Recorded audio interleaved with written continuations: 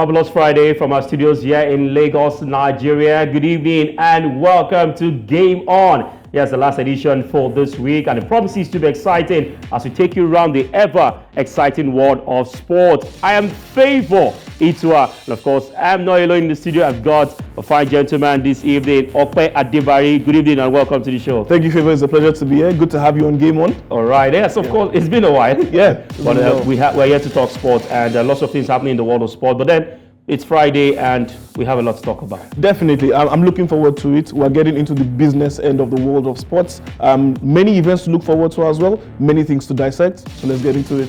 All right. And when it comes to the weekend, we know there are lots of things to look forward to. Don't forget, you can be part of the conversation. You follow us, of course, on our social media platform, on X, on YouTube, on Instagram, and not forgetting the world of Facebook. So we have you covered when it comes to the world of sport. Let's go straight to business and talk about, of course, basketball. And one interesting thing that is happening in Africa is the fact that, ahead of the Basketball Africa League, teams have begun to fortify. The likes of River Super some days ago, had to sign players. But this time around, ahead of the 2024 African Games, US Monastir, a Tunisian club, have appointed the new coach, Mohamed Kadani. Now, the Tunisian side was placed in the Sahara Conference alongside River Supers, AS Douanes, and APR of Rwanda. Adel Latil, the former manager of the team, resigned from his position earlier in the week, and the reason for his resignation was not disclosed, but they have gone swiftly to get another person to take out the affairs. I mean, when you look at US Monastir, the powerhouse when it comes to basketball in Africa, they're looking at doing a lot of things, and the reason of them is appointing a new coach.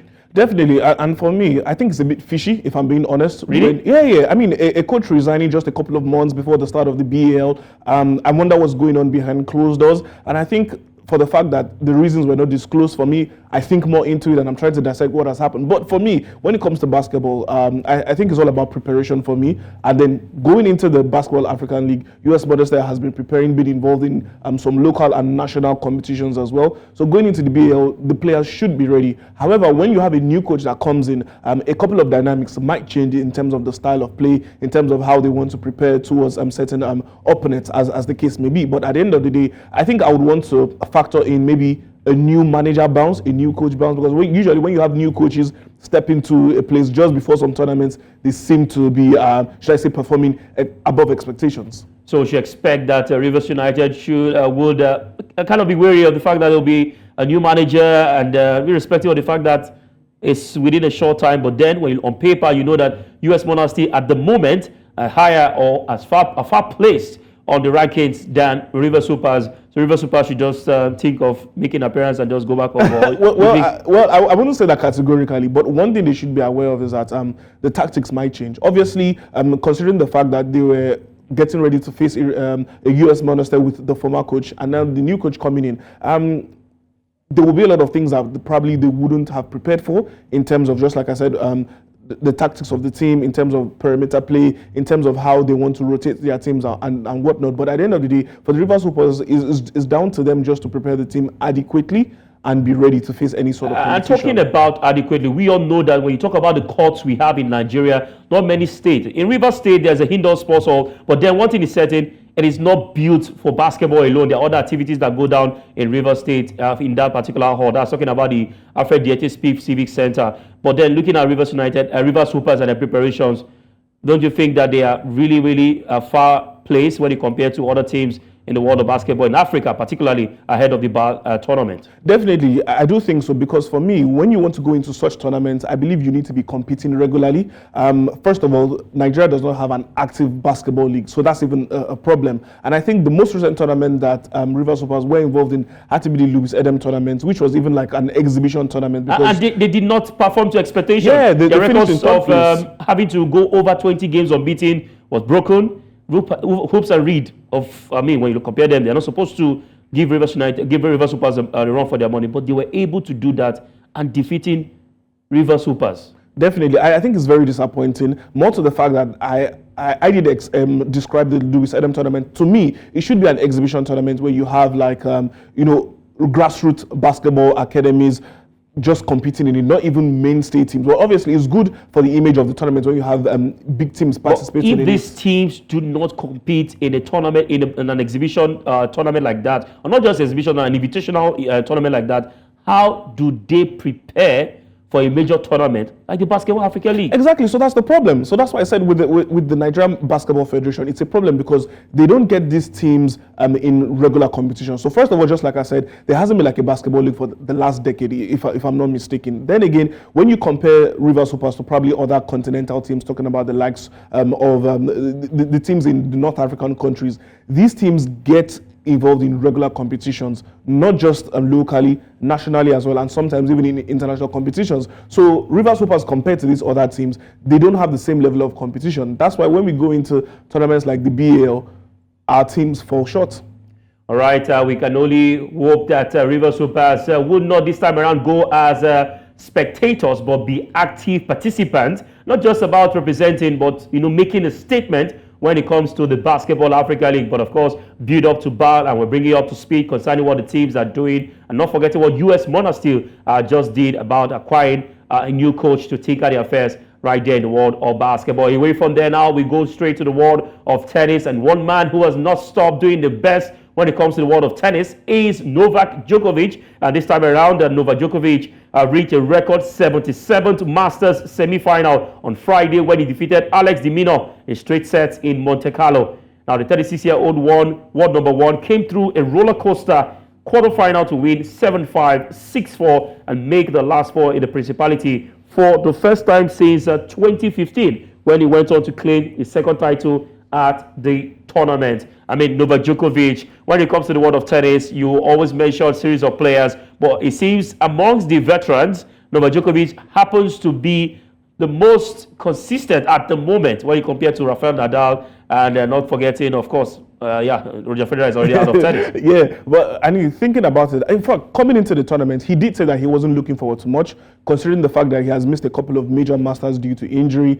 He hasn't really been so competitive this year. But going into the Monte Carlo Masters, I think it's a different story. He seems to have gotten back into stride. I'm not going to say that this is the usual Novak Djokovic that we are accustomed to, but slowly he's getting back into good form. And just a couple of weeks ago, he actually made history once again, being the oldest, highest-ranked tennis player in history, and he's starting to show why he made that record actually with what he's doing at the Monte Carlo Masters. 77th semi-final in his career. I think that is absolutely fantastic for him. He's going to leave a good legacy, and I think comparing him to the likes of Andy Murray, Joe-Wilfred Tsonga, Roger Federer, and even Nadal, for me, I think he's one person who has managed to be successful both on grass and clay court. A lot of tennis stars always get accustomed to one particular type of court, either grass or clay. But for him, I think he has managed to be successful on both turfs. And I hope he's able to go all the way to the final to probably clinch the Monte Carlo Masters. All right. Do you see Novak Djokovic retiring anytime soon?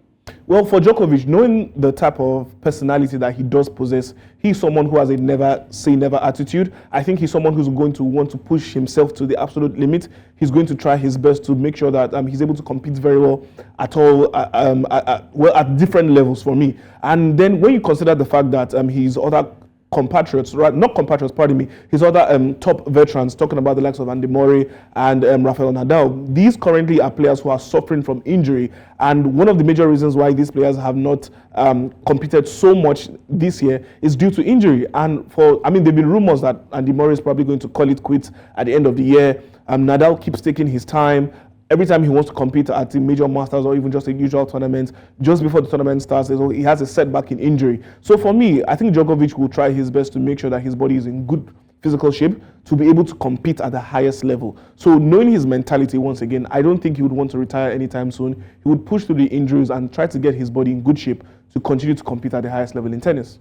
All right, to continue to compete at the highest level. Now, the world of tennis is really doing a lot at the moment. I look at the Grand Slams to come and the series of players, but even the younger ones in the world of tennis, Alexander Zverev, amongst others, they're not looking like they would, because except for the Spaniard, I'm trying to remember his name now, he's currently injured. One man who... Carlos Alcaraz, except for him, who has also shown glimpse of, major takeover in the world of tennis. Other players seem to be slipping when it comes to the male category. Even the WTA is also having similar, thing occurring at the moment it's not really interesting as what we used to have in the past when it comes to tennis. Definitely. I think we've gone into a new era in the world of tennis, probably not a favorable one. We're accustomed to an era where, we had so many dominant players at the same time, and you couldn't really predict who was going to go ahead to win certain tournaments. But it seems to be that the quality has dropped a bit. However, we do have a new generation of tennis stars currently, for me, who is being led by Carlos Alcaraz, and he's showing glimpses of someone who seems to be, in my opinion, world class.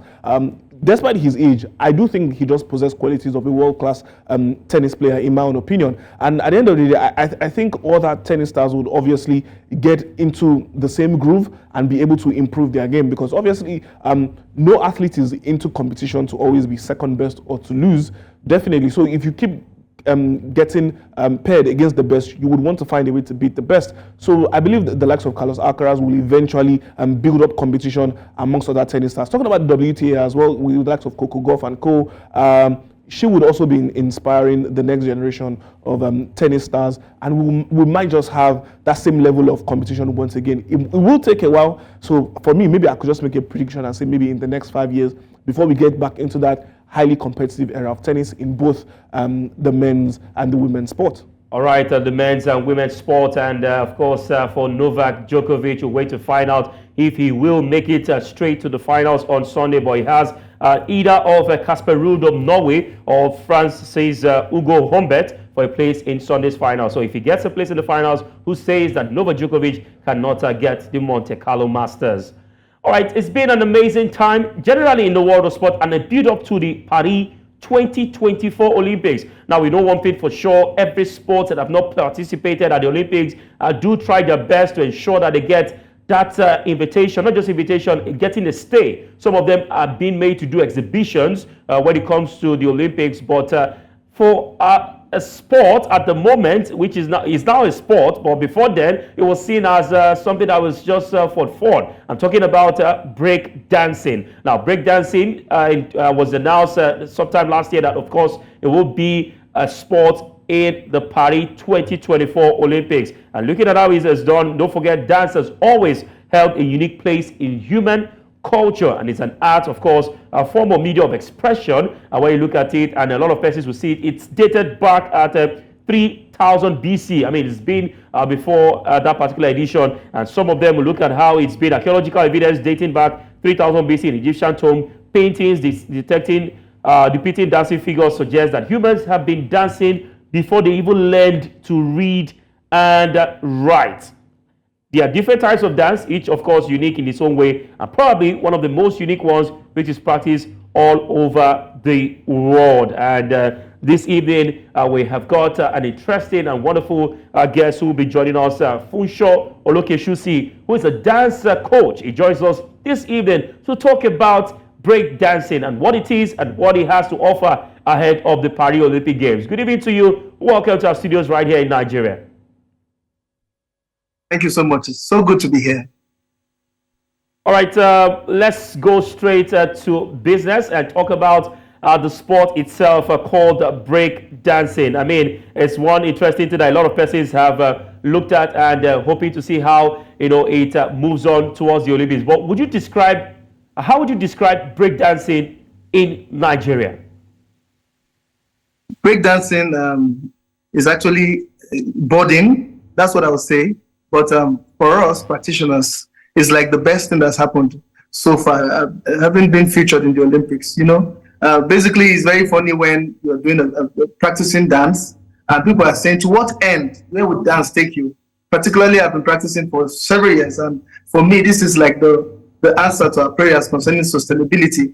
We've been having other ways by team. Maybe we've been teaching dance, we've been teaching the next generation, but making it a competitive sport is like something that is a prayer answer for everyone, and it's going to create a value chain. In Nigeria, the dancers are not yet, the break dancers, the athletes are not yet together when it comes to finding their place and coming out as athletes, but we are in different pockets. We have the northern break dancers, we have the ones in the west and the south. I know this because I did a tour recently working on the national break dance, and basically we're budding from there. We hope that by the time we begin to set up institutions and have academies, more academies, trained break dancers, we're going to grow from there.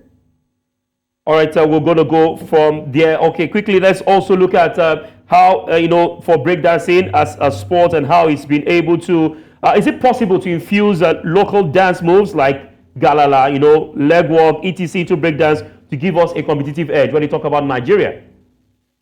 In fact, when you look at the history of hip hop is cultural. And for myself, starting as a young dancer, I was heavily influenced by hip hop. So for Afrobeats, we understand what's happening to the world now, because what's happening to the world now is what happened to us when hip hop influenced us. Afrobeat is influencing everybody around the world. So infusing Afrobeats and our cultural dances into hip hop, in fact, it's like bringing it back to its roots, because you can trace the roots of breakdancing to Nigeria, especially Bata. That's from the Yoruba cultural dance. Wow. So I think that infusing it is going to give us a uniqueness. And that's like what we're looking for. One of the attributes that judges look for in breakdancing is showmanship, your originality, And we have several competitions coming up. Curators are coming up with breakdancing events. We have one called Afro Break. And basically that's the idea, infusion. And that's what we are preaching. That's what we're crusading, that Nigerian dancers get to be confident enough. That's why we're happy that we're going to just watch in this particular Olympics. The winners of the National Breakdance Championship are going to go to the Olympics just to watch and observe. And by God's grace, by the next Olympic, we'll be there competing. Originality is held. All right, then, Funsho, for me, I think growing up, I used to be involved in breakdancing. I used to win a lot of competitions, our parties, Wow. right? Honestly, our parties. So for me, it's always been like a recreational activity, right? And so I find it difficult to try and decipher how it's going to be competitive. So can you give us more insight as to how breakdancing can be competitive, especially at the Olympics? When it comes to competitive, that's one of the issues we're facing, because almost all the break dancers, because they practice for too long as artists, it's always about having a routine, a dance routine, and maybe, like you said, they're doing it for like a vocation.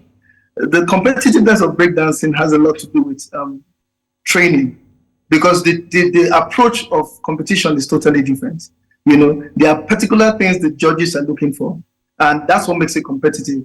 The leg work, the freezes, all of these elements of breakdancing that maybe naturally, if you're just doing it as an entertainer, you wouldn't even look at the book approach. So the technical aspect is why some of our breakdancers will have a difficulty, but that's what makes it competitive. It's something that you can plug into. The principles are the same everywhere. So basically, having it as an Olympic sport right now is what we've been looking for, because before now, the only dances that look like that has been ballet or cheerleading. If you notice, they're in their own class, a class of their own. Breakdancing looks more like a street dance, and it's something that was created to take youth off the street or to express anger or violence instead of fighting and all that. But now there's a competition, these athletes are going to take it more seriously. All right, for sure, let's look at you've mentioned a series of dance. We also know that whenever breakdance occurs, we have different types of music being used. Now, are there restrictions regarding the type of music to be used during the competition? Not necessarily. Basically, it's about the counts. Any kind of music that has a count, much like a count that is repetitive, The last time we had the breakdance championship, the resource person that came in from France, surprisingly, she used some of the songs, Afrobeat songs. She used some of Fela's songs. And some of the breakdancers, they asked her, they said, okay, I thought breakdance music has to be done there. I thought they had breakdance music. You said, no, it's about the beat.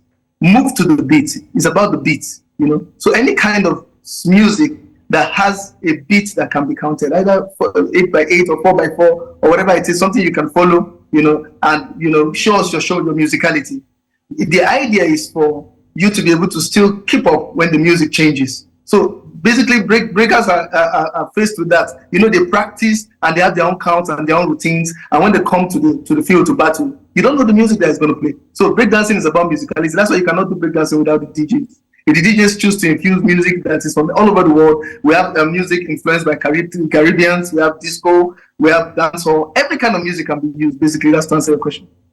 All right, let's look at what breakdancing will bring to the Olympics. Now, of course, before now, some of them do see it as leisure. Let's go have fun. Let's get to dance. Let's get to breakdance. But now, as it has turned into a sport and it's set to be at the Olympics, What does this mean for breakdancing in Nigeria, in Africa, and in the world? You know, yesterday I saw a post where Nike made a shoe, a special sneakers just for breakdancers. You know, it's going to open up in the value chain. We're going to have breakers have a lot of jobs. If you're an athlete, just like every other sport, and you want to retire, they can be like a retirement plan now for breakers, because you know that there will be institutes, there will be academies, there will be gyms where you can also train athletes coming up. We're going to have, just like club sites in football, we're going to have different movements. What they call that in dance is different movements. We have different competition battle scenes, and before you know, we have a dance league, a break dance league. So it's something that is going to put a lot, give jobs to a lot of people. We have people make costumes already. We are already having people making their own designs. Wow. And these are breakers already. We have people saying that I'm a videographer and I want to focus on breaking. You know, so it's a very large value chain for everybody. A lot of people will be employed, and of course, you can now say this is your profession. Dancers have that problem. A lot of dancers have to say, because of the nature of the business in Nigeria, they have to say there are other things. I'm a tailor. I do other kinds of businesses. But now you can say I'm a professional breaker, and it will be worth it. All right, so Funsho, just like I shared with you earlier, I said when I was younger, I used to break dance. I think right now I'm very stiff and I don't see myself breakdancing. But, I need to know, what is the ideal age to go into breakdancing? Is there an age limit? Is there a barrier for it? Or what is the ideal age to get into breakdancing? I would advise that breakdancers be discovered very early, because it requires a lot of technical skills, especially now that it's competitive. You know the way it is, it keeps growing up. One thing that helped every other kind of sport is that it kept on growing. So breakdancing will be very serious in the near future. And for your health reasons, if you are maybe you are way above 30, 35, of course, you said you'll be stiff. But other than that, I think, there's no age particularly, but there are grades, there are levels. So you can't be a competitor as a breaker if you start late. I would advise age 8 at the least. If earlier, better, because that's the standard we've set. Everyone that wants to start a breakdance academy now or begin to recruit people, we say, let's come really young. I run the ballet school, that's what I did in my school. So if ballet can do that also, that's the same thing that applies to other styles of dance. All right, for sure, before we let you go, I have two questions in one. First of all, I would like to ask, in Nigeria, we have B-boys and B-girls. What are your chances in making the Olympics anytime soon? And secondly, how difficult it is to groom break dance or B-boys and B-girls in Nigeria? I would say that from the last competition, what I saw was really impressive. Particularly, I want to give kudos to Lagos. That zone has done a lot of work because they have more exposure. Most brands come into Lagos, and because they have a community that works. And because of that, I think the other breakers are taking a cue from Lagos, because I had a tour around Nigeria and I saw that that's already happening. I don't see us competing favorably this year, but I see us competing in 4 years' time, 2028. I hope it continues by then. I see that Nigeria can compete and can do well. That's if we focus on athletes and we have lots of support. Because what we have on ground now, most of the dancers don't have enough facility. Most of them get injured. Most of them rehearse in the open space, Surulere, in Lagos, outside of the open field. If we have more attention, you can see there's a lot of attention on Paralympics, on football, swimming, every other kind of sport. So we need to have more awareness. We need to have the government support, and we need to separate this team. There's nothing like a national team yet. Yes, already we have a federation and we have an association of breakers, but we need more people to invest. We need more private bodies, organizations that can connect them, travel. We already have some people traveling abroad. The winners of the national breakdance community last one to get experience, but we need more of that. And I see that happening in the next 4 years. All right, and then the other question that says how difficult it is to groom these breakdancers. Don't forget, we're in a terrain whereby it's not many persons know that it's a sport. But how do you think it's easy or difficult, for the coaches or whoever wants to groom B-boys and B-girls right here in Nigeria? It still goes back to the issue of timing and space, because the system of education in Nigeria, a lot of practicing breakers have to go to school. They have to mix it with other activities. It's difficult to raise professional B-boys in Nigeria because of these factors, because they have to be so many other things. But if we have a situation where there will be an academy where maybe their formal education will be given to them online, and they will focus on B-boying, it takes a lot. It takes a lot to practice B-boying and to be a professional, because, like I said, it's a spontaneous sport. So it's something that must come out of you when you are competing. You don't know what your opponent is coming with, you know. So you have to be an expert. There's no shortcuts. There are no shortcuts. It's really difficult, and we need a lot of support, you know. But I think that if time is given to it, like the dancers that came for this national breakdance, they focused on rehearsal for about 6 months, and we saw the difference, because at the preliminaries they were not as good as we saw them in the final. So it's encouraging enough that they can put in that much work in that little time. So imagine what will happen if they have more time and support. All right, Coach, thank you very much. I know you, at your age, you can still break dance to some point. So I think you'll be some sort of motivation to my colleague here in the studio, who still thinks he can still break dance. But I must say thank you, and we'll hope to have you come talk about dance. And by the way, you're not just a breakdance coach, you're a coach, of course, in dance in particular. So maybe if he cannot do a breakdance, he could also decide to do salsa. Looking forward to it. You can decide to teach salsa, right? Coach? All right, of course, yes. Thank you. We've been having an amazing time with Coach Funsho Olokeshusi, dance coach, who is telling us about what breakdancing will bring to the Olympics, and the positives and the negatives and the chances of Nigeria, going ahead to 2024. And he has said that we should not look around 2024 for Nigeria. Maybe the next 4 years, or the next 4 years, 2028, we can decide to say maybe Nigeria will just make it to the Olympics in the aspect of breakdancing. Definitely, I think he's realistic, and I like that from him, because he's very much aware of the parameters and what needs to be done in order to compete. First of all, to qualify for the Olympics, and then to even compete and to stand a chance of winning a medal. So for me, he was quite good, and hopefully in the next couple of years we can build a national community, because he's quite spot on when he said here in Lagos we've got a good community. I'm very much aware of a weekly dance show that goes on for B-boys and B-girls, and they have a growing community. It's slowly getting out of Lagos. I know they've gotten to Ibadan now. I know they've gotten to some eastern states, but we need it to become national, and then we can compete. Let's look at the inspiration. In the early 90s, the late 90s, early 2000s, we have the likes of late Michael Jackson, we have Usher. These persons inspire Nigerians back home to decide to break. You see people in the house trying to mimic Michael Jackson or try to be like Usher. But these days, our artists, we don't have most of them have got indigenous. A few of them are just doing normal, So who are these artists, that will still inspire? Because whether you like it or not, anybody that does breakdance in Nigeria would always tell you about either Michael Jackson, the Ushers, and amongst other musicians. Definitely. I think here in Nigeria, P-Square has to be one of them. When P-Square first of all came into the scene, they had very, very energetic dance moves. And obviously P-Square as well was inspired by the likes of Michael Jackson and co, or definitely Usher, just like you mentioned. So for me, in terms of us seeing the next generation of B-boys and B-girls, they have to be individuals who are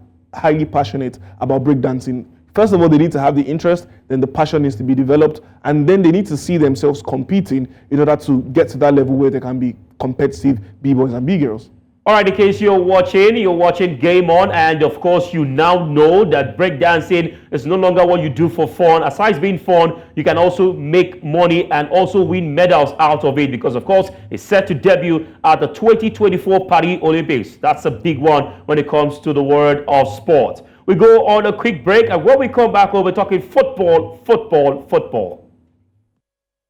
Welcome back. You're still watching Game On, and Favor Ito has got Ope Adibari in the studio, and we're going straight to the world of football and talking about the Federation Cup. Yes, interestingly, the result of the national playoff matches of the 2024 Federation Cup, which were held in 5 cities. And Classic FC of Adamawa played out a goalless draw in that particular center, and of course he ended with Classic FC leading by penalties 5-4. They won that game. Warinje FC played out a goalless draw against Simon Ben Academy. That's a team involving a Bauchi State team and a Kaduna team. At the end of the day, it was Warinje winning 3-2 via penalty. Zamfara United Feeders played out a 1-1 draw against PRO Line of Kano. And at the end of the day, it was, of course, Zamfara United Feeders winning 5-4 on penalties. In the Stars of Edo State, we defeated Crusaders FC of Bayelsa State 2-0. KCFC of Kogi State lost to Ebonyi 3-2. That's PCMFC of Ebonyi 3-2. While Flight FC of Benue lost to Eburuaja of the Imo State, 2-1. This is the preliminary round of the FA Cup, and interestingly, we're getting close to when the big boys will start joining. And I was talking about the likes of Eyimba, Kano Pillars, not forgetting in Lagos, Sporting Lagos, like Korodu City FC, amongst others, and we'll see what happens from there. There will be weekend fixtures in the Nigerian Premier Football League. Games on the 14th on Sunday. Doba United will be at home to Remo Stars. That's an away game in the northern part of the country, precisely Bauchi. Benel Insurance will be at the Samuel Egbomudia Stadium to welcome Kano Pillars. Enugu Rangers in the Oriental Derby will take on Abia Warriors, and that's a big one for the Filedi Silechukwu side. They lost for the first time in 10 matches against Katsina United, and their unbeaten run ended last Sunday. And now they'll be playing Abia Warriors in an Oriental Derby where the businessmen will come to the table and put their monies where their mouth is. Definitely. It's a fixture that everyone is looking forward to. I think it's one fixture as well which the bookmakers will be looking to, should I say, make a payday out of, if I'm not mistaken. But then again, I think on a serious note, looking at the remaining 6 fixtures in the NPFL, I think they're going to be very difficult for every team involved. I can see many changes coming in the top half of the table. And then maybe I should just say in the bottom 6 as well, we might just see changes between the 12th to 15th position. So loads of action to look forward to in the NPFL, and I think it's going to be very, very unpredictable. And should I say, we might not just get the usual champions, or the usual suspects might not just be there at the end of the season. So talking about the usual suspects,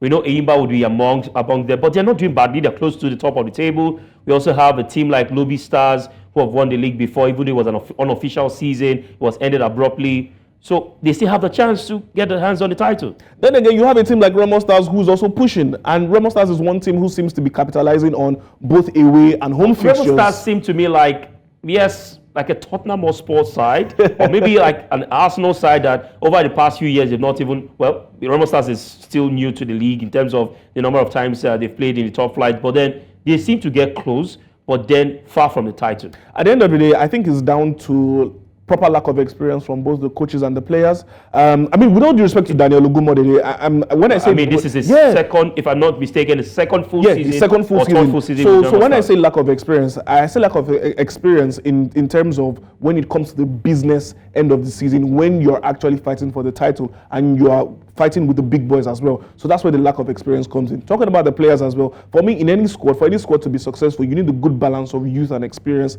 I don't think they've got vast experience in the squad. They've got more of youth and exciting players. So both the coach and the players, they've got a lot to learn during this short period, and they need to capitalize on the opportunities they see. Yes, it's difficult to predict who would win the league, but I just need 3 teams from you that you think that if you put your money in these 3 teams, or if you want to pick, it's amongst these 3 teams to win the league. Tough prediction there. I think I wouldn't be wrong if I predict that Eyimba will be in the top 3.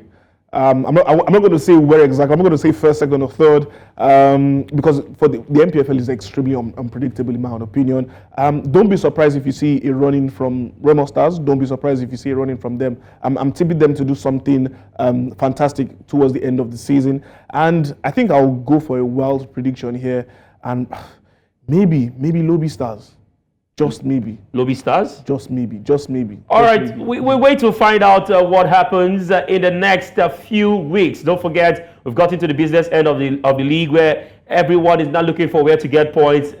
Some of the teams like Shooting Stars at the moment, they are daring to lay their hands on the title. And reason my producer is always heading to Ibadan every week just to see Shooting Stars play. But nevertheless, it's about time where, of course, we'll lead you into all the things happening in the world of football in Nigeria. And of course, Nigerians are now, known for immense love for football. And this has, of course, been showcased lately by the huge support in several national football clubs. I mean, just about a week ago, we got Ughelli Rovers being inaugurated as a new club to play in the lower division. And right now, we have a City Group Football Club, who, of course, unveiled not too long ago in Victoria Island, Lagos. And they are looking forward to play in the nationwide League One. That's the 3rd tier of the Nigerian League 8 Nigeria. And our correspondent, Oluwatobi Ayinde, tells us more about this club.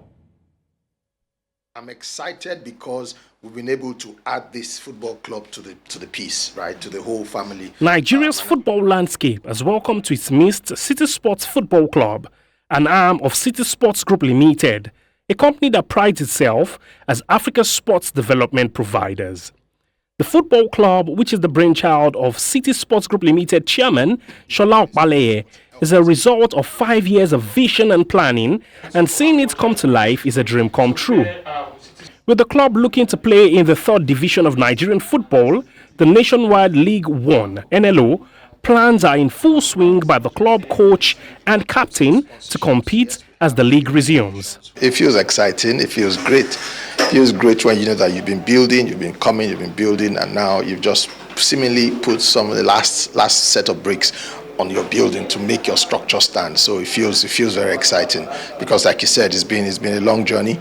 It's been a long journey that has focused on the foundations, and then we built very carefully and very painstakingly. The goal for City Sports FC is to win our games. We're now in the league. This is not development phase, even though in a way it's still development phase, right? We want to win all the 10 games that we're going to play, the minimum of 10 games that we're going to play in the NLO1 this season. And then when we go to the playoffs, obviously we want to win that so that we can get promoted into the NNL. So our goal is to win. It's an advantage, it's a privilege for me as a coach to take the team City Sport to Nigerian National League for the first time in the history of City Sport. I'm very honored, I'm very grateful for the God, because I believe at the end of the season something good will come outside for them. I'm so excited to be a member of this team because I came in as a student player too, and I'm lucky I was selected among the players who came for training.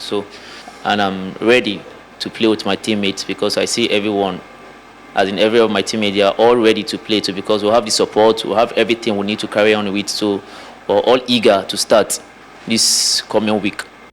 City Sports Football Club has now joined a growing list of football clubs in Nigeria, providing a platform for dreams to come true. Those in City Sports already are very familiar with this jersey. Oluwatobi Ayinde in Lagos for News Central. But for the first time, we will have the professional team. All right, of course, interesting one. It's one thing in particular for clubs to dare to dream, and the journey towards moving to the top flight, or that's the Nigerian Premier Football League, starts from the Nationwide League. And we've seen clubs go through the ranks. Remo Stars, they had to face relegation here and there. They were able to come back, and they've been a mainstay. At some point in time, there was a team called Ikorodu United, but they could not keep up with the pace. They were relegated, and they've now turned defunct. Ifeanyi FC, amongst others, came into the ranks to the NPFL. They won the Federation Cup. Now they are now defunct. We also have Vandresa, who tried to also go through the ranks. Well, they are not looking like they would continue in the Nigerian National League. So we've been having series and series of clubs, spring up, and they're looking forward to make a mark when it comes to Nigerian football. Somewhere along the line, they just decide to say, we're tired, we're leaving, and we're not playing again.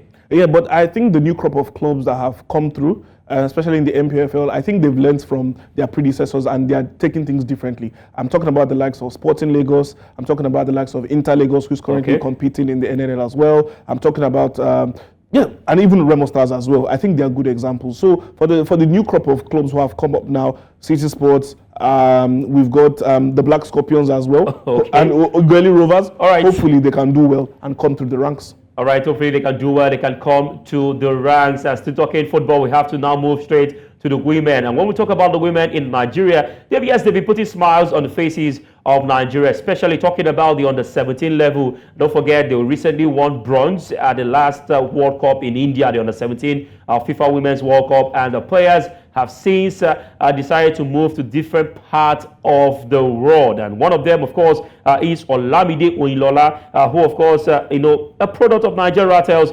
She won bronze with Nigeria and then immediately moved to TP Laliga Academy, captain player, where she recently won the SWIT Cup and the SWIT Player of the tournament. Now, she said to, of course, tell us more on how she was able to do it. And lots of persons will be also probably inspired by her story. And she joins us this evening to discuss more. And Oyinlola is with us this evening. Good evening to you. Welcome to Game On. Good evening. Thanks for having me here. All right. Can you share your experience representing Nigeria in the women's, rank from the under-17 to the under-20? Can you tell us how it's been? Thanks for having me here once again. My name is Oyinlola Olamide. All right, Oyinlola, can you please unmute? Nigeria has always been my dream to represent my father's land and It's a dream come true for me, representing my father's land, going to the World Cup, winning bronze medal for Nigeria. I'm proud of myself. Fine. I am today. All right, fantastic, fantastic. I mean, you are in a very, very good place. So we, of course, are seeing the dividends. Can you tell us what inspired you to pursue football at a competitive level, especially as a young female player? It has always been my dream to play football right from when I was small, and I keep getting the support from my family. Wow. My family are always supportive, so it's a thing I like. So doing what I like give me joy, and playing football is what I like. So that's it. All right, Oyinlola, it's good to know that you've got the support of your family, which is very important. But I'd like to know, how did you balance your academic or personal commitments alongside your football training and matches, considering the fact that you've represented Nigeria on the 17 level and on the 20 level as well? It has not been easy though, because you have some friends that will discourage you, like why not leave school, why not concentrate on football. It has not been easy though, but God has been faithful back to back, balancing football and school right here in Europe. When you go to school, after school you want to train and you want to give your best in school and training. It has not been easy, but God has been faithful. I've been balancing the two, and it is working well for me. I'm enjoying it. All right, before we let you go, what challenges did you face as a young female footballer in Nigeria playing for Naija Ratels, and how did you overcome them? I faced a lot of challenge, like dealing with injuries, and how I've able to overcome that is like following the advices of my medical professionals here, and that has been helping me a lot. All right, a quick one. Where do you see yourself in the next 2-3 years? I mean, what are your aspirations? What are your dreams as a player?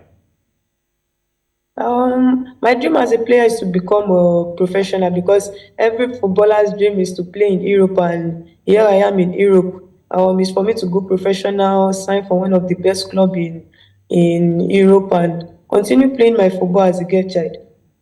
All right, any role models in women football, both in Nigeria and in the world?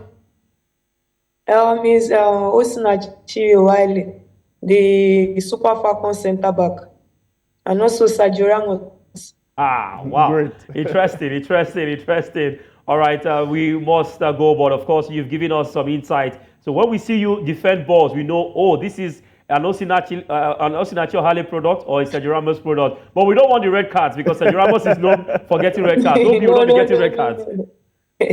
All right, thank you very much for your time. We really appreciate you. Thank you so much. God bless you.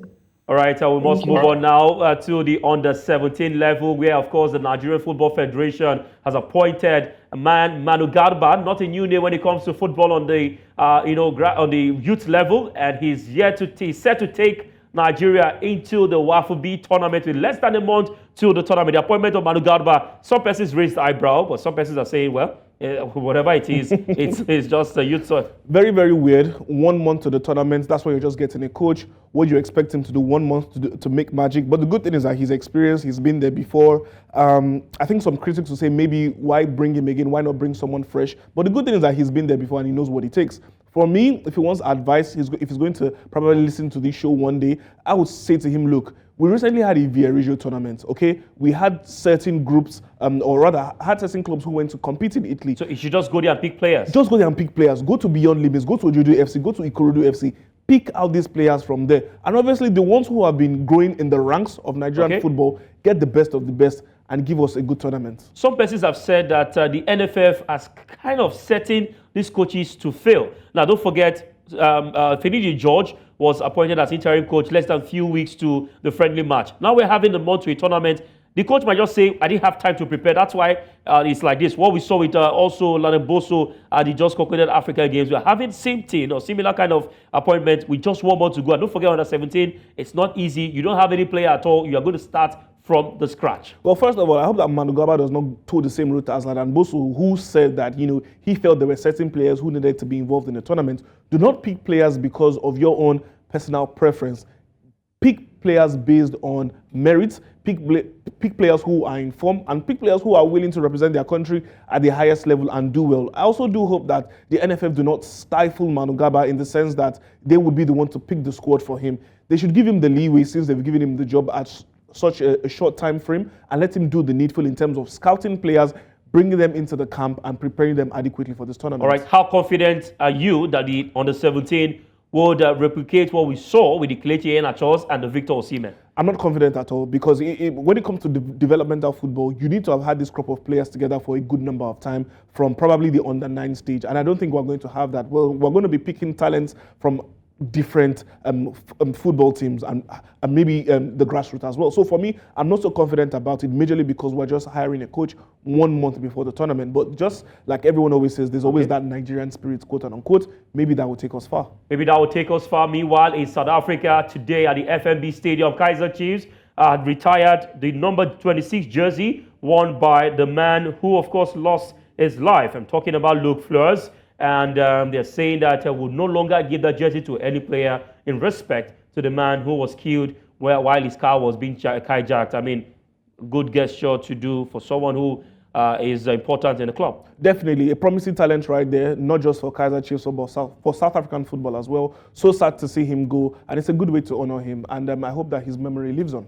We hope that his memories live on. I mean, sad one right there in the world of football. And before we go, let's let you know that another prodigy is being baked and cooked right there in the United States of America. Messi's 9-year-old son, Matteo Messi, seems to be following in the steps of his father as he scored 5 goals in 1 game for Inter Miami's academy during this week's show that football greatness could probably be in the family and DNA. Definitely, the apple does not fall far from the tree. Like father, like son, if I may say. Taking a look at some of his movements definitely reminds me of his young father as well. The only difference is that he's right-footed, and I think he seems to have more. He has more of an attitude compared to his father. Just to say something, fathers in Africa popularly say when a son or a child does not do what the father always does, they say this is not my child. This is not my child. Definitely, but for Messi, he would say this is my child. Maybe no DNA test needed. No DNA test needed. At all. All right, fantastic one right there. The next 10 years we'll probably see what he does for Argentina, and that's the size of the show this evening. I want to say thank you to viewers who took out time to watch today's show. Have a lovely weekend, and Favor Itwa on behalf of signing out on behalf of Okpe Adibari.